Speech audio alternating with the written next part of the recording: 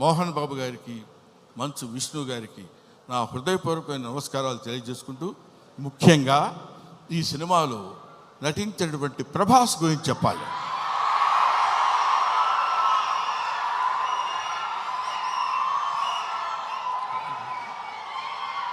ప్రభాస్ అంటే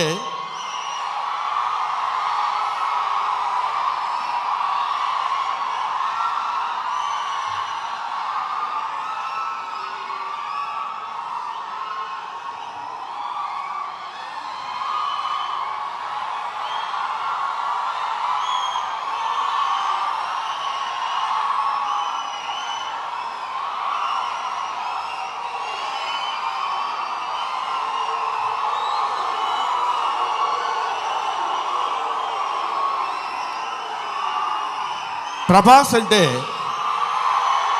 ప్రభాస్ అది ఇంకా ఆపండి.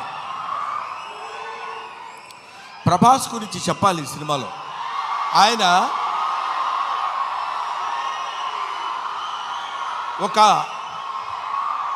ప్రపంచం గర్వించదగినటువంటి నటుల్లో ఇప్పుడు ఒకడు ప్రభాస్. ఈ సినిమాలో ఆయన ఎందుకు అంగీకరించాడంటే, సినిమాలో ఆయన డబ్బు కోసం అంగీకరించలేదు. ఏదో ఈ సినిమాలో ఒక అద్భుతమైన క్యారెక్టర్ చేయాలని ఆయన అంగీకరించలేదు. ప్రభాస్ ఒక మానవతా విలువలు కలిగిన మనిషి, ఒక మంచి మనిషి. ఎవరైనా ఏదైనా చేయిజాప అడిగితే కాదనేటువంటి వ్యక్తి కాదు ప్రభాస్.